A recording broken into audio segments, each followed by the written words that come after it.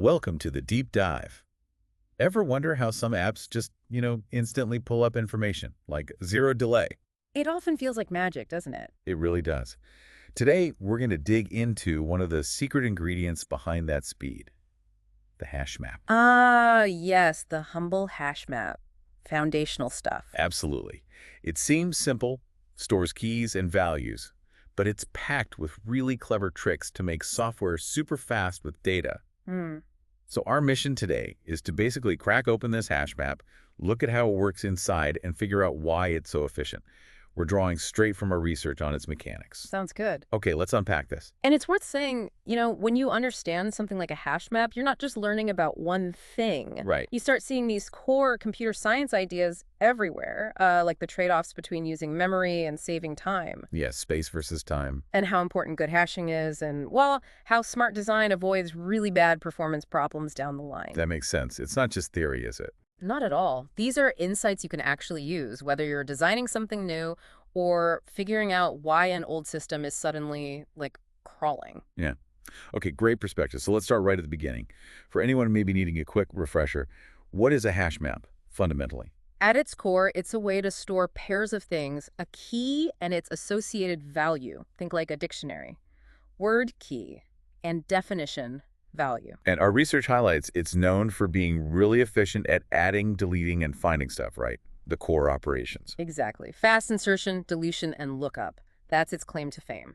Internally, it uses an array. Our sources call it a table or sometimes buckets. Right, an array of buckets, and each slot, each bucket, isn't necessarily just one item. Oh, yeah.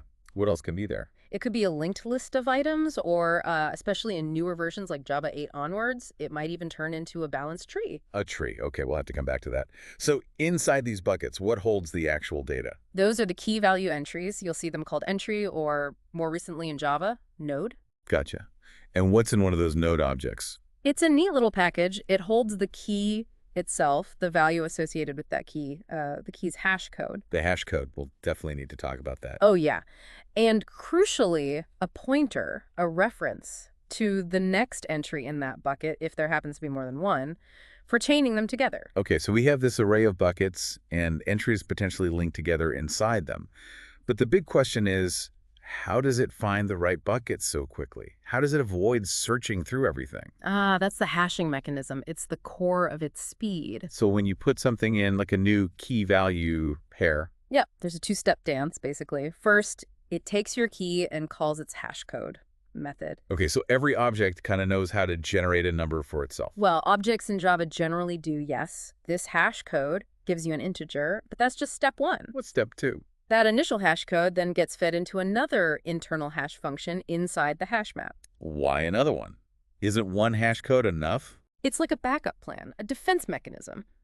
What if the key's own hash code method isn't very good? What if it produces lots of the same number? Ah, so the hash map tries to improve it, scramble it up a bit more? Exactly. It helps spread things out more evenly. Then, this improved hash is compressed so it fits within the size of the array. Compressed.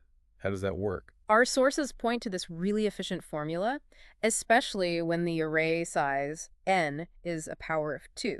It's index, n1, and hash. N1 and hash. That ampersand is a bitwise A&D operation, isn't it? That's the one. And this is fascinating because using a bitwise A&D is way faster on a processor than using, say, the modulo operator. So instead of division, it's doing this super fast bit trick. Precisely. Think about how many times a hash map might do this in a busy application. Milliseconds saved here add up massively. It's optimizing right down at the bit level. Really clever stuff. Wow, okay. That bitwise operation is a neat performance hack. But even with good hashing, is it still possible for two different keys to end up wanting the same bucket? Absolutely possible. And actually, quite likely as the map fills up, that's called a collision. A collision. Okay, so what happens then? You can't just overwrite the first thing that was there, can you? No, definitely not. The main way Java hash maps handle this is called separate chaining. Separate chaining. So remember how we said buckets can hold linked lists? Exactly. That's what chaining is. If a new entry hashes to a bucket that already has something, it just gets added to the linked list hanging off that bucket. So the bucket itself just points to the start of a list, and colliding items get added onto that list. Yep. Simple and pretty effective. There are other ways, like open addressing, where it looks for the next empty slot nearby, but chaining is the dominant method in Java's HashMap. Okay, that makes sense. You just follow the chain in that bucket until you find your key or reach the end. Right. But Hmm. there's a potential problem here. What's that? What if you get really unlucky? Or maybe someone intentionally crafts keys that all hash to the same bucket. Uh-oh. You'd end up with one massive linked list in just one bucket. Precisely.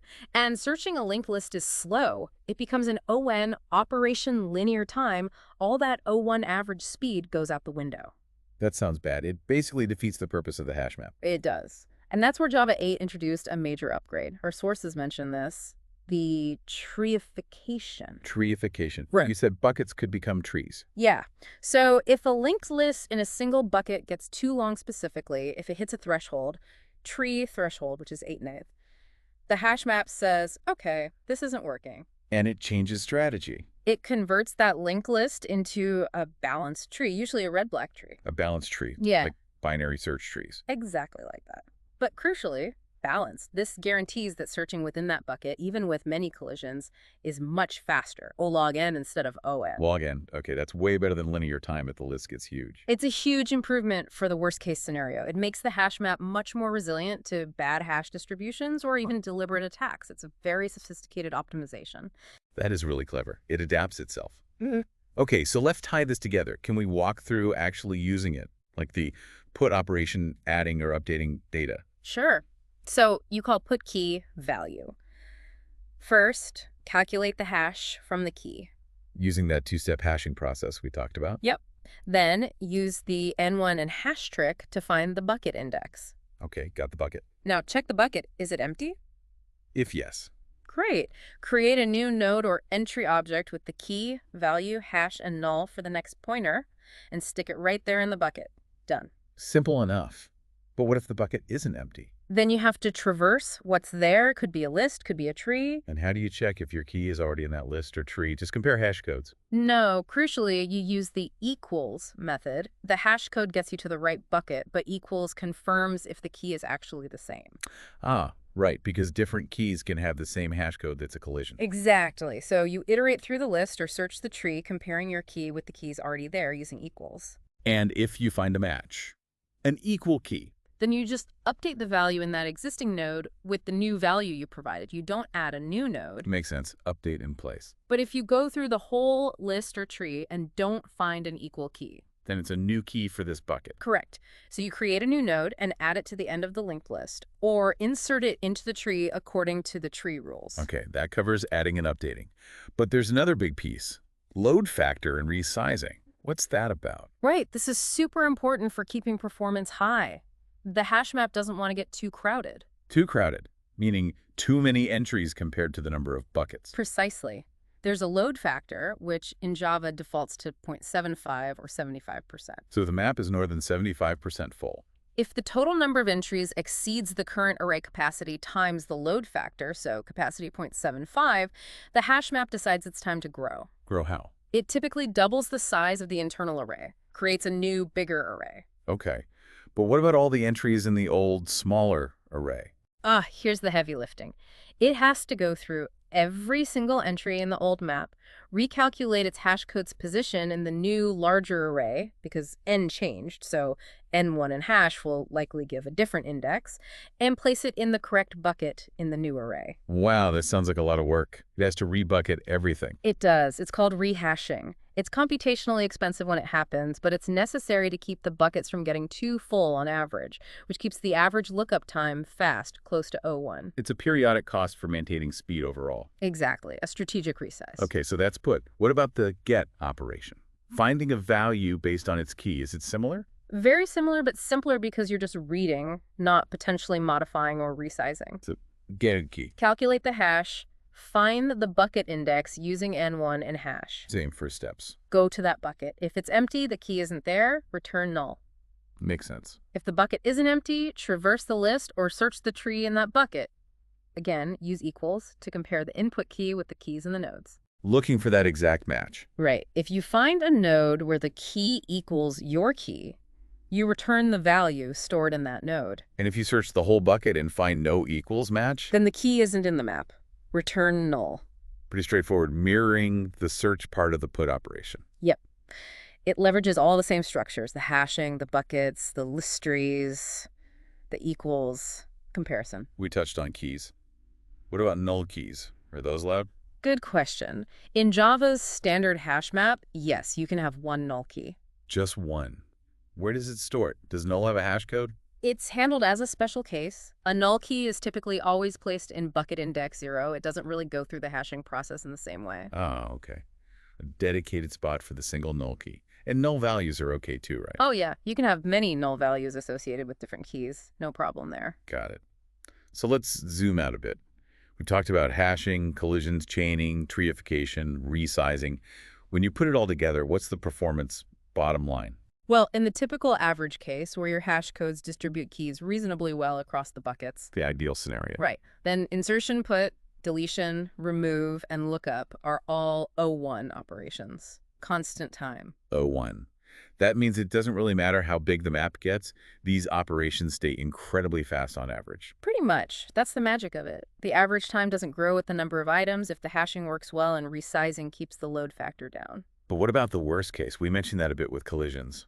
Exactly. The worst case is when things don't spread out, if everything collides into one bucket. Before Java 8, that meant? That meant a long linked list. Your O1 average lookup suddenly became ON linear time. Performance degrades badly. Searching takes longer the more items you have. Ouch. But Java 8 fixed that. Well, dramatically improved it. With that treeification, converting long lists to balanced trees. It becomes O log n. Yes. The worst case performance for those operations becomes O log n logarithmic time. Still slower than O1, but vastly better than ON, especially for very large numbers of colliding entries. So that tree conversion is a huge safety net for performance. Absolutely. It makes the hash map much more robust against bad data or poor hash functions. These internal details, the hashing, the collision handling, the trees, that's what gives the hash map its speed and its resilience. It makes you wonder, though, how often do developers really need to think about all this? When they're just using a hash map in their code. Thankfully, most of the time you don't. The beauty is that this complex machinery is mostly hidden. You just use put and get, and trust that the underlying engineering is doing its job effectively. Because the default settings, like the load factor and the tree threshold, are generally pretty good. They're very well chosen defaults for a wide range of uses. You can tune them, but often you don't need to unless you have very specific performance requirements or profiling data that suggests a bottleneck. It really is quite something. All this sophisticated engineering, the hashing, the bitwise tricks, handling collisions with lists and then switching to trees, dynamically resizing the whole thing, all just so we can store and retrieve key value pairs almost instantly. It feels effortless when you use it, but the complexity underneath is amazing. It really is. And that's often true in software, isn't it? The simplest interfaces often hide the most complex and elegant solutions. Yeah. Demystifying something like the hash map, it really shows you the ingenuity that goes into the tools we use every day without a second thought. Exactly. And like we said, understanding these fundamentals helps you appreciate why things work well and maybe how to approach problems when they don't. Knowledge is powerful when you understand it, not just know the definition. Absolutely. So maybe a final thought for everyone listening. The next time you're using an app or website and it feels super responsive, just incredibly fast retrieving your data, take a second. Consider that maybe, just maybe, there's something like a finely tuned hash map with all its clever hashing and collision handling and maybe even some trees working away silently beneath the surface. Doing the heavy lifting. Makes you wonder, what other everyday simple things are built on equally fascinating complex foundations just waiting to be explored?